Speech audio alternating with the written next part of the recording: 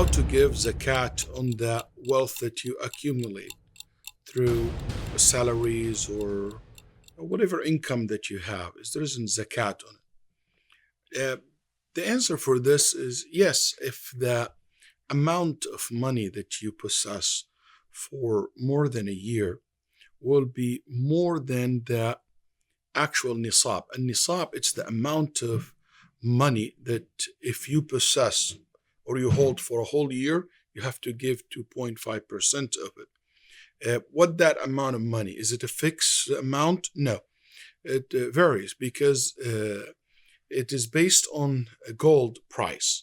So whatever is equal to 85 grams of gold will be the nisab. So you will go and check in the day that you're going to give the zakat how much the gram of gold is worth. And you will do a simple calculation. Let's say it is $100. So you'll basically, that means 85 times 100. So that will be the nisab. If you possess that amount of money, that means you have to give zakat. If the amount of money that you have is less than that amount, there is no zakat on you. And how can you do that?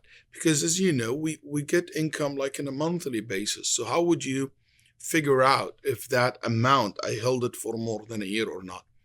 Al-ulama rahimahumullah have two ways. The first one, which is the most common one, and that's what is recommended by most of the fatwa counselings and the muftis over the Muslim world, which is you choose one day in the year, and that will be your zakat day. Let's assume it is Ramadan 20th. And speaking of which, by the way, the year, it is according to the lunar calendar, not the Gregorian calendar.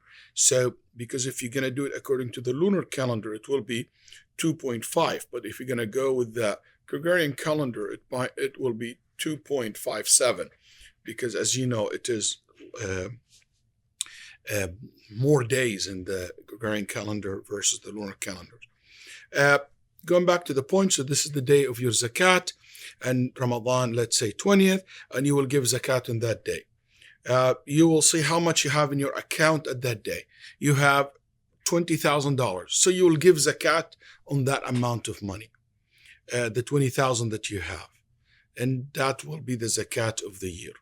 So you might say, Sheikh, but I just deposited 5,000 maybe last month. I didn't have it for a year. I know.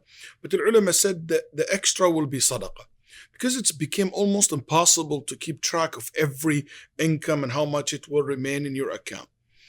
There is another way, which is if you want to be like very kind of tight with your zakat, you will look as to the last 12 statements and you will see what is the least amount of money that was in your account. So 1 month you have 5,000, 1 month you have 20, 100,000, but that 5,000 was the least amount that you had. So that means that you possess the 5,000 for the whole entire year, and that will be the base for your zakat. You might say, but ya Sheikh, until next year, maybe the 10,000 that I have, which is extra 5, I possess it for a whole year and I didn't give zakat for it. I know that, but basically it will be something that you will give it next year, even if it's a little bit late. I prefer the first one. It's the most common one, but I believe also the second one is acceptable. So that's how you will figure out how to give the zakat on your salaries or the wealth that you accumulate over the year.